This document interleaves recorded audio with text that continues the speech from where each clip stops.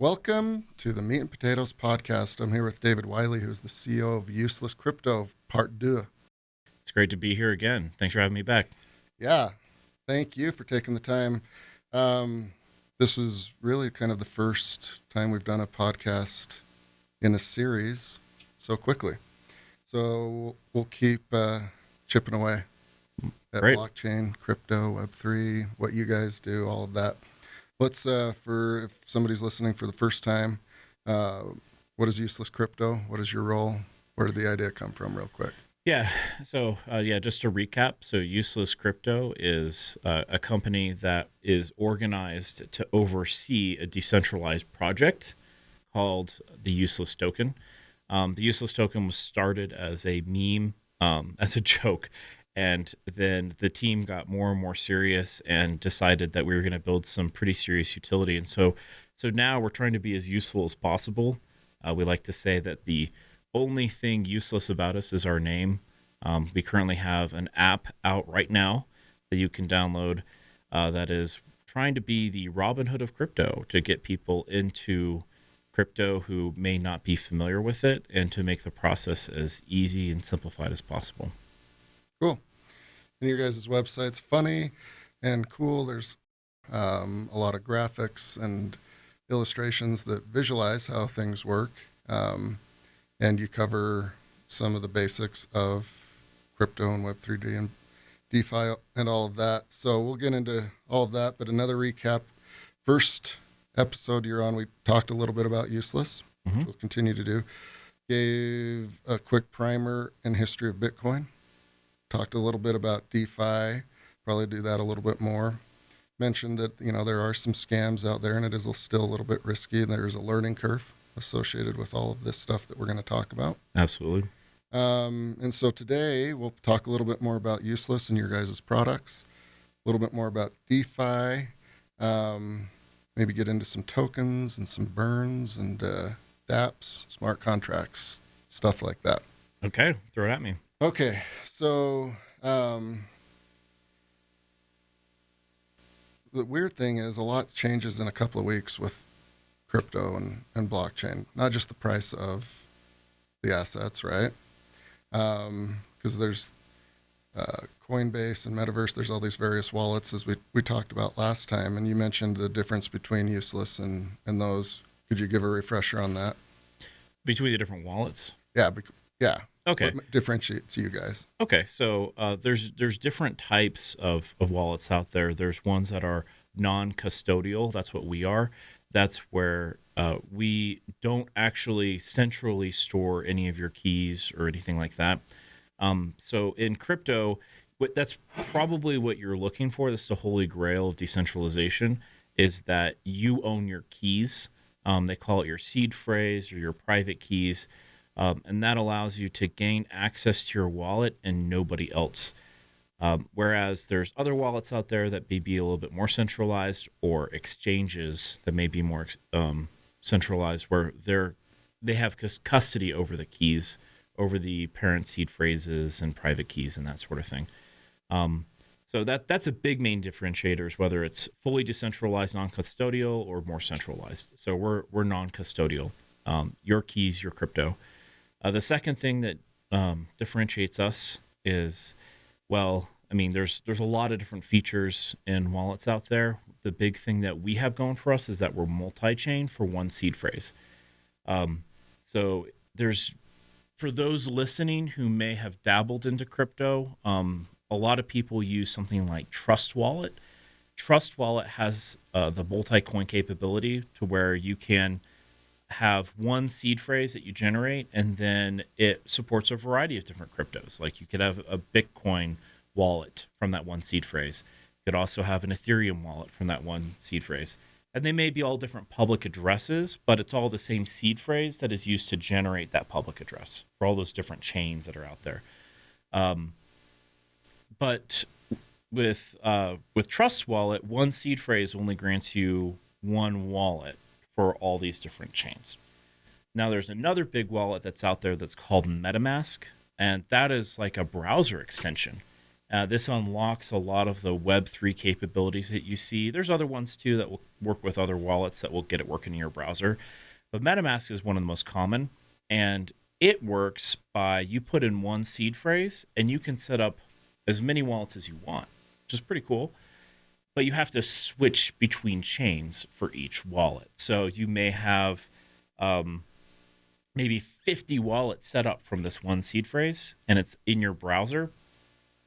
But you'll drill down into wallet 36, and then you could switch between Ethereum or Binance Smart Chain or Polygon or something like that. And as you switch between the chains, then you'll see different assets show up in that wallet for that particular chain. So what we do at Useless is we're combining the two ideas. We're combining the multi-coin capabilities, and we're also combining the multiple wallets per seed phrase. So it's like the best of both worlds. And then we want to visually separate that by network. So to paint a picture for you, if you were to generate a seed phrase and then have your wallet out there, we would have different groupings of your networks within that one wallet and your holdings within each network. And that's how, and then if you decide to generate more wallets off of that, then it would just be a sub wallet in a way that would again be broken out by network and allow you to switch between or to see all the different tokens and chains that you have just grouped appropriately. Okay. I followed a little bit of it, but also a little lost. But if the listener is lost, can we try to metaphor or give an example of this one? So you're playing golf, you've got your wallet, right? Mm-hmm. And you lose $100. You pull it out and you'd give your opponent $100, right? With a traditional wallet. Would you, if you wanted to be paid in euros, have a different wallet? If you wanted to get paid in pesos, would you have a different wallet, or would you just have all of the pesos, euros, and dollars in the wallet? So, yeah, your wallet could hold as many different types of bills as possible. You could have pesos in there along with euros and pounds and dollars all in one wallet. The difference is if you're truly multi-chain, it's kind of just all thrown into one big pile inside your wallet. Whereas if you're like MetaMask, it is kind of like having a lot of different wallets on you that you pull out, one's for pesos, one's for dollars, one's for euros, and so on and so forth. That's actually a pretty good metaphor of how it works. MetaMask would be like the multiple wallets. Trust Wallet would be like just one big fat wallet, but a lot could get lost in there. Okay. So as of now, like, there's no way around not having multiple wallets if you want to be really involved in crypto. And yeah, I mean, some people will stick on the chain. So I personally, Ethereum is probably one of the biggest smart chain networks out there that people understand. They heard of it, they use it. Most of the big projects are on Ethereum. And so there's people who've never ventured outside of Ethereum, and that's all they know and love. The problem with Ethereum is that the gas fees in order to transact or swap or do things, sometimes ridiculously expensive. So I purchased a few NFTs the other day, and gas fees were in the $60, $80 range. And so if you're going to be purchasing some non-fungible art or collections or things like that, and you're paying like $80 to $100 plus just in order to facilitate the transaction, that's kind of gross. So Ethereum is really crowded. The fees are expensive because it's sort of like a bidding system in order to get attention on the network and to get your transaction processed. So it's not that Ethereum is necessarily expensive. It's that Ethereum is so popular that everyone's bidding to use it, which drives the price of the transaction fees up. So for the people who aren't interested in paying exorbitant fees in order to participate on the network, they'll jump to other chains that may have much cheaper gas. Binance Smart Chain is one that I've been on for the past 6-8 months, and it has, I'd say, 10 times lower gas than Ethereum. However, it has its own set of problems. It's a little bit more complicated than Ethereum and so on and so forth. And there's one where Useless is actually moving to. We are moving chains that is to the Harmony One network. And gas fees on there are like half a cent for a transaction, which is much, much better than what you'd see on other traditional networks. So yeah, different chains for different folks, different projects on each chain, but pick your poison. There's a lot of different options out there for what network you choose to participate on, and a lot of pros and cons and benefits for whatever you decide and choose. The gas fees are probably the most noticeable thing that people care about and think about, and also transaction finality. If you start a transaction, how long does it actually take to process? In Ethereum, it might be about 30 to 60 seconds, whereas with Binance, it might be around like 10 to 30 seconds. And with Harmony One, they have 2-second transaction finality, which is one of the reasons why we're moving to them. Cool. And so with the wallets, you mentioned NFTs. So if you've got a Coinbase account, you can't buy NFTs from that account, right? From my understanding, you need a wallet. Yeah, a non-custodial wallet. Because Coinbase is they own your private keys. So not your coin, that is not your keys, not your coin. And so it's, if they were ever to have their private key compromised, then your wallet would be compromised. But if you had a non-custodial wallet, then yeah, you'll be able to store any digital asset, whether it's token, whether it's a non-fungible token, like an NFT. Okay. So in your example where you bought those NFTs, you used Harmony One? No, I used Ethereum. I paid the gas. Okay.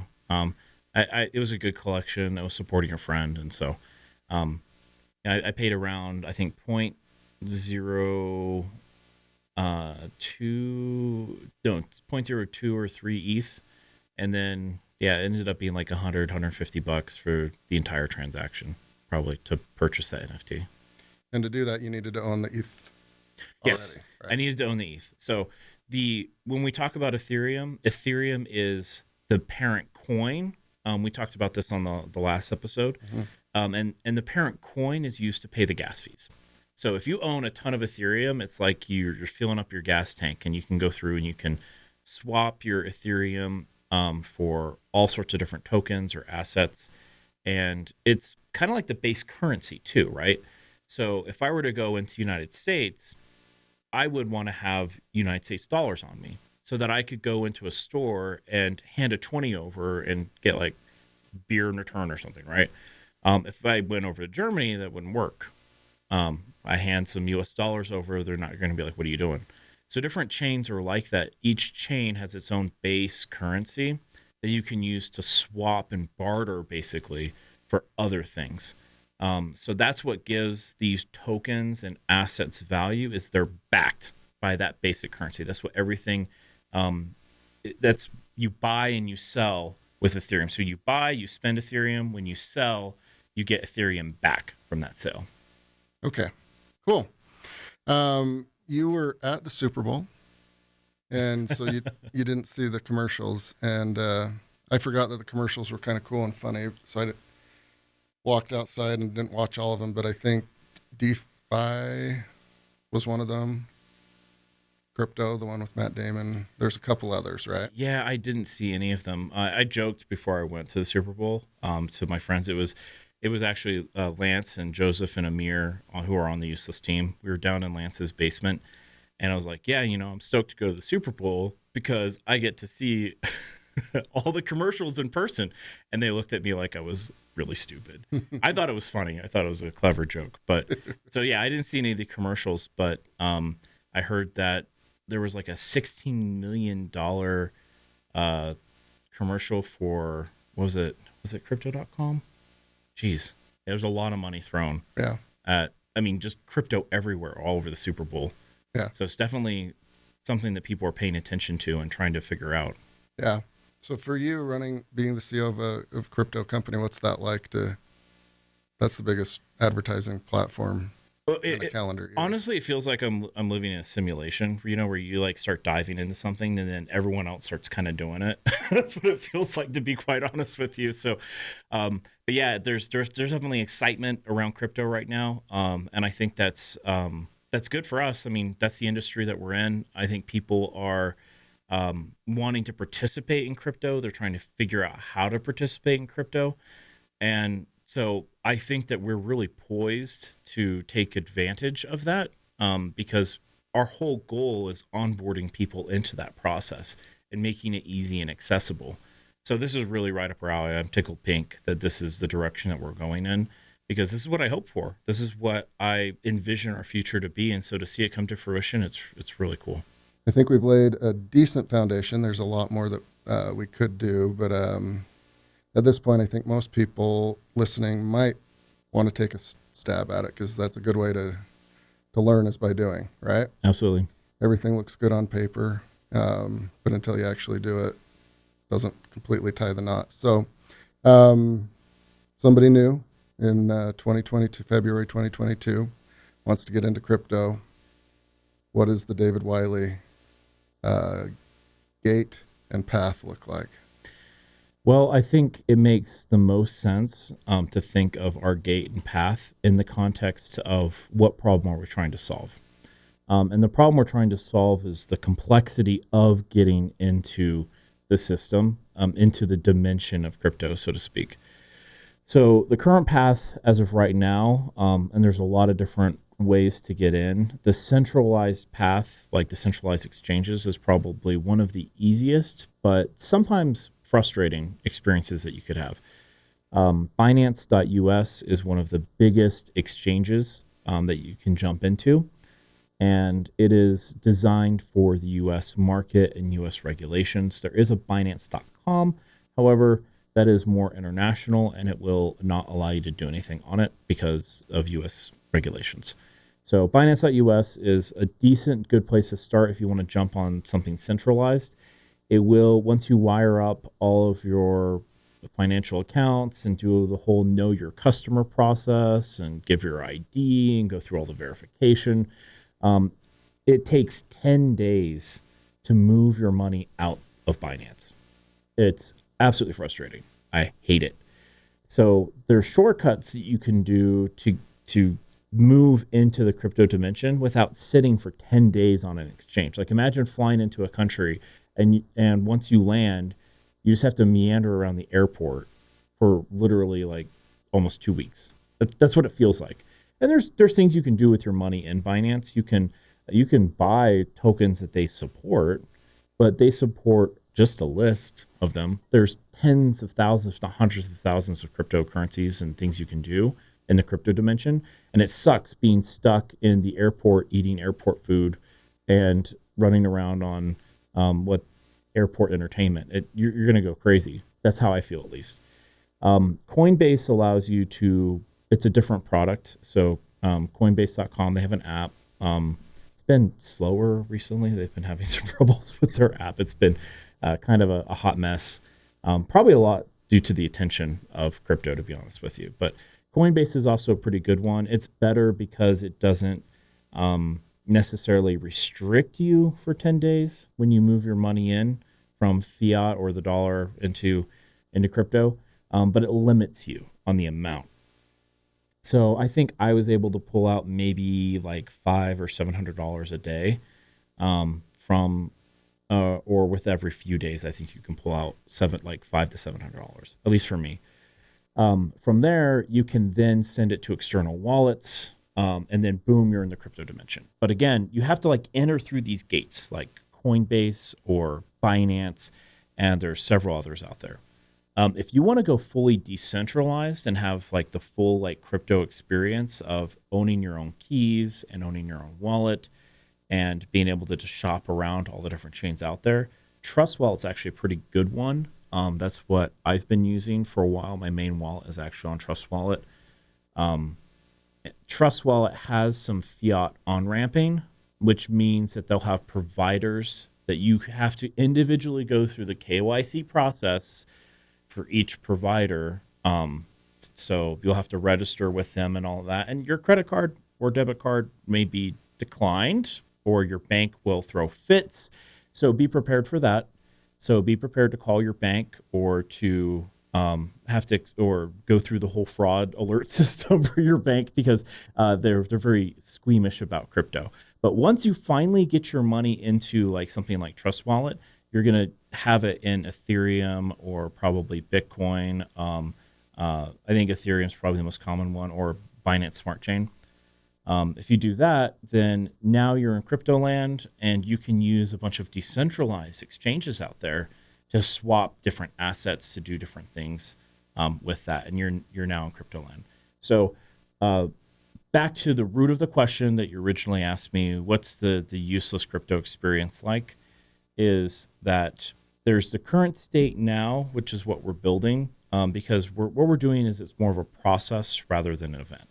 So what Useless currently has is an app that is around charting and listing and navigating around cryptos that are out there and seeing and the charts and the graphs for them and the history and some of the stats on them.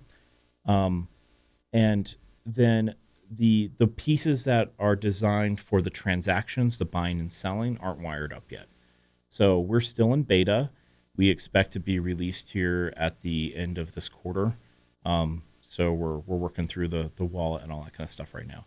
So the vision of what Useless Crypto will offer for people once it's finally out of beta and fully released is that you hand it over to your brother, sister, mother, father, people who aren't familiar with crypto, and they're able to download the app and immediately start the wallet creation process. They now have a crypto decentralized non-custodial wallet, which is pretty cool, from one seed phrase.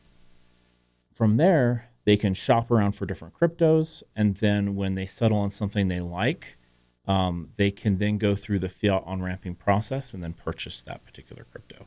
No matter what chain it's on, all the chains that we support for the fiat on-ramping, it would purchase that parent coin, and then it would swap it for that token.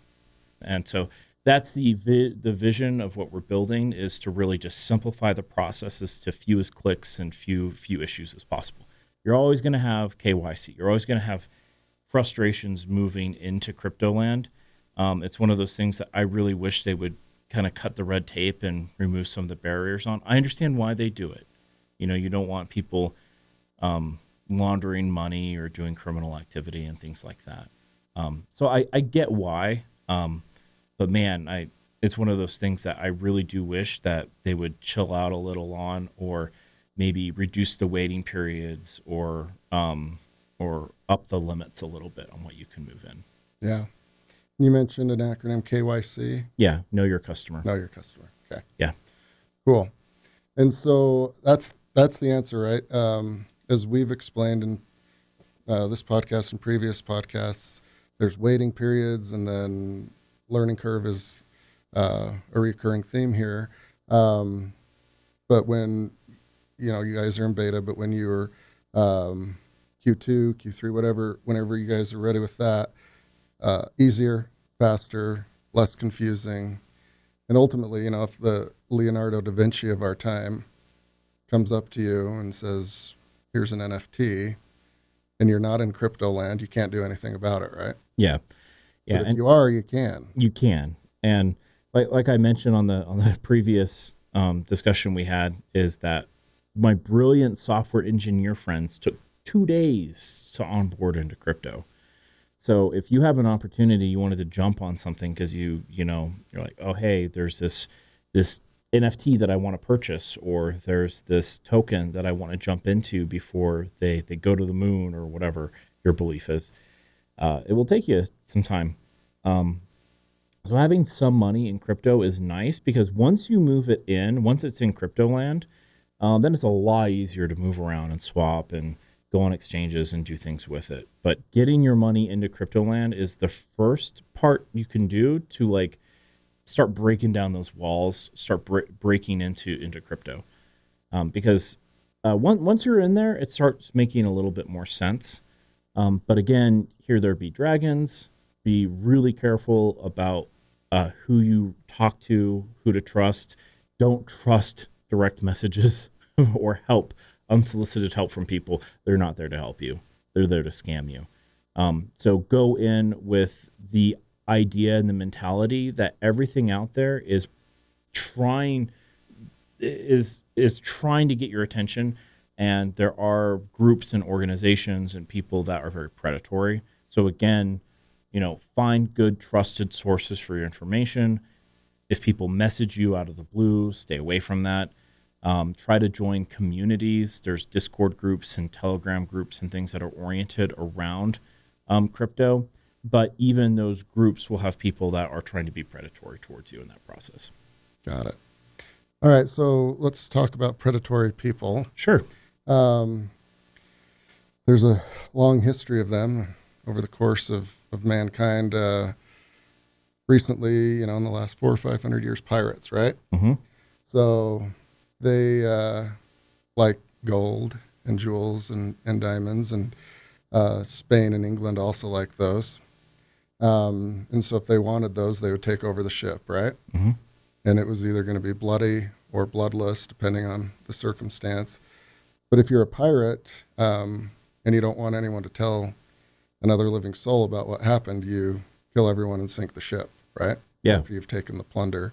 But occasionally people would escape, or they'd, for whatever reason, let a few go to maybe tell their story for propaganda and PR.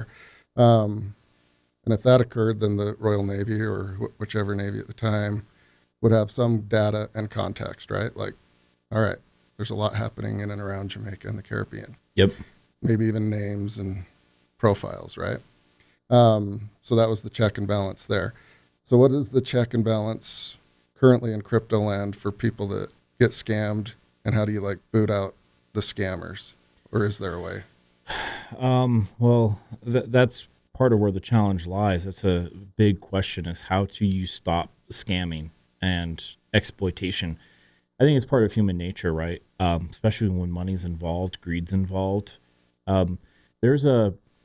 Just to back up a little bit, there's an exploit called front running. It's technical, it's complicated. I won't go into how it works, but essentially it's a way to where for tokens with zero tax, someone can run a front running attack to actually change the price of the asset that they're buying, like 10x the entire price of the entire token they're trying to buy while that person is buying it. And if they set their slippage too high when they're purchasing, they may think they're buying like $100 worth of the tokens, but they have like 50% slippage. Then they end up getting half of what they're actually trying to buy because someone manipulates that whole process. And it's funny because you see people talking about getting front run, getting these attacks on them and losing out or getting scammed. And they're like, how do I avoid this from happening? And people are educating them. But then you see the group of people in there that are like, how do you front run? How does this work? How do you set up a front running bot? Like, that sounds really interesting. You could just front run and get money from people who are making mistakes on the blockchain. Yeah. And that's part of human nature. Is here we are, we're seeing in one forum thread, people getting exploited and losing their life, like money they've been saving up, and all because of one exploit in the system. And in this very same thread, people are asking how to perform that attack on other people. And that's the world we live in. Mm-hmm. There's very few consequences in crypto. And so when you combine the anonymity of it all with the lack of consequences of it all, it's a very scary place for those. If you can get away with it, someone is going to do it. And that's like the golden rule of crypto, is if there's an exploit to be had, someone will take advantage of it sooner or later. Maybe they even know of the exploit and they're lying in wait. So you may have heard of like the black hat hackers, like the dark side, and then the white hat hackers who, try to do things for good, or the gray hat where they kind of, toe the line between good and evil. There's an example, I think, relatively recently where someone found an exploit in one of these big bridging exchanges where they were able to find out that there was an exploit that could potentially lead to tens of millions, if not hundreds of millions of Ethereum being exploited. And the person submit it as a bug report and got a bug bounty of $2 million. And so I'd like to see more of that. So to fight piracy, I think sometimes you may need to dangle a reward maybe bigger than the exploit itself, because it's hard to be on the run. It's hard to be looking over your shoulder, feeling like everyone's coming after you. And that's how it is in crypto, is once someone performs an exploit or a hack or some sort of like thievery, right? They go on the run just like a pirate would, right? They just jet out of there. And you can follow their trail. You can follow from wallet to wallet. They're sending tokens or currency to other wallets, and you see what they're doing with that. They're sending it to like 10 or 20 different other wallets, and they're trying to confuse you. And then they mix it through another 10 or 20 wallets. And then eventually it may converge back on a deposit address for an exchange. And that's where they cash out.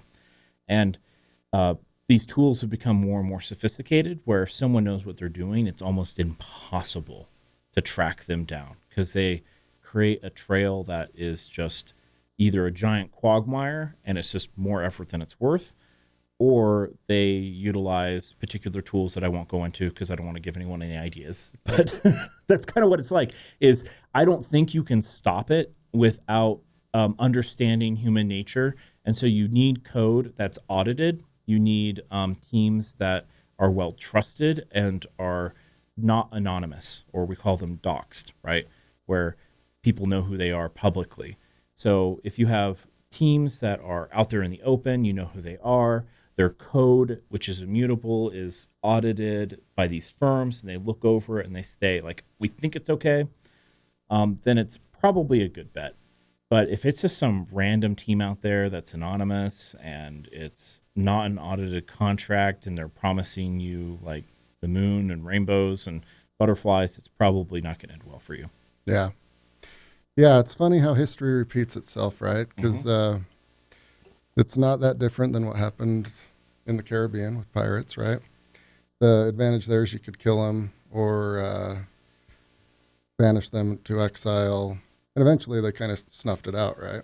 Because they cared about building up the economies and ecosystem and not getting robbed and plundered. And obviously there's still piracy throughout the world, but it's not nearly as much as it used to be.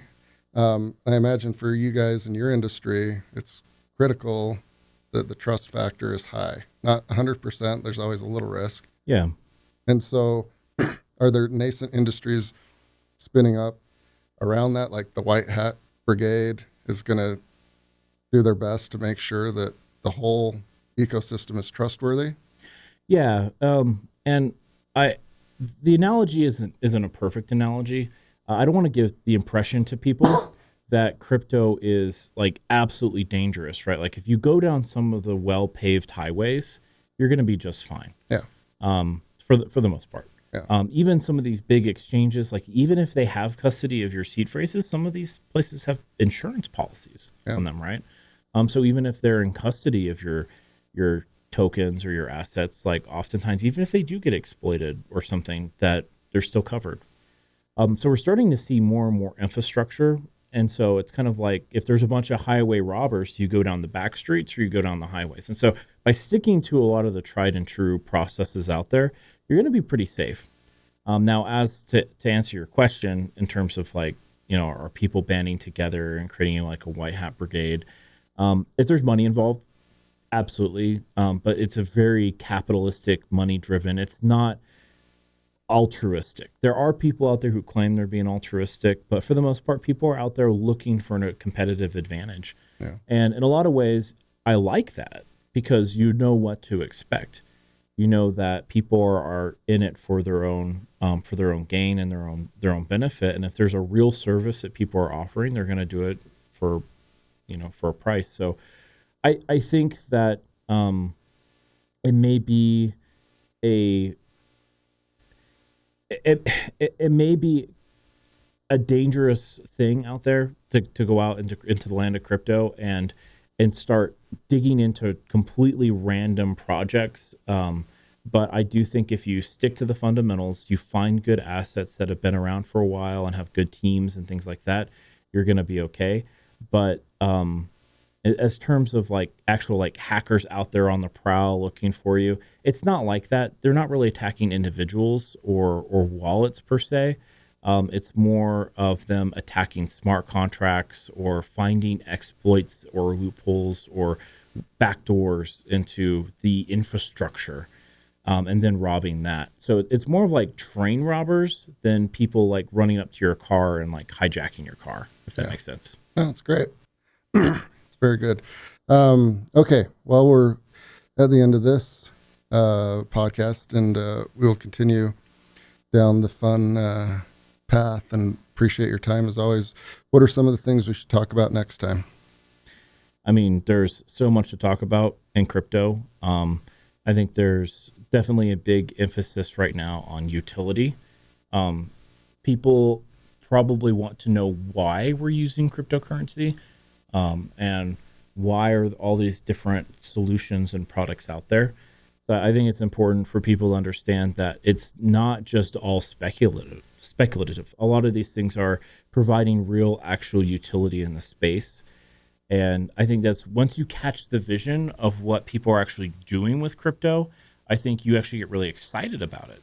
Whereas if you just look at it as a big speculative bubble or something like that, then you're like, well, why do I want to enter if it's rife with all these problems, or if it's difficult to get into, or if it's, I could potentially have my assets taken if I do something stupid. But if you go, this is something that's growing incredibly quickly, there's a lot of amazing opportunity out there, and these are real solutions being provided to people, and you could participate in the early parts of that and to ride some of those waves early on, that's a really exciting prospect to a lot of people. So I think if we understand and tease out the roots as to why all these different things are out there, I think crypto makes a lot more sense when you realize it's actually solving real world problems. Very cool. And again, history repeating itself. I remember explaining to great uncles and grandpas, grandmas, why email is useful, right? Mm-hmm. And it could just be sharing jokes, could be little updates. Because I got a telephone and I got the U.S. Postal Service. True, those won't go away. But imagine sharing a joke via email. Oh, okay. Yeah. They applied it, right? And then that's a very simplistic case, but same thing. It feels like we're right on the cusp of like back in 1993, 1995, the internet was kind of coming into its own. And you could describe hypothetically to people like, yeah, you might be able to like buy something online and have it shipped to your door. And people would be like, what? No, what about the hackers? How could this be secure? And like, so you have to like walk people through it and catch the vision. And sometimes it takes 5, 10, 15 years for some of these things to fully come to fruition. Yeah. But it feels the same way it did. I lived through it. And it feels exactly the same, like we're at the very beginning of the early stages of the internet, and you have these like NFTs of pixelated JPEGs that people are selling for hundreds of thousands of dollars, and you're like, that's silly, that's stupid. But the reality is this is the building blocks of what is really going to be digital assets, digital property, launching new ventures, owning assets and currency, and even things like real estate. And I mean, the sky's the limit with crypto, and we're right at the early cusp of that. And so if you can catch the vision early, you're going to be light years ahead of some of the people around you who are still scratching their heads at what is crypto. Yeah. Very cool. Okay. Thank you, David. We'll continue this series, and I, for one, am having a lot of fun with it. All right. Thank you. Thank you.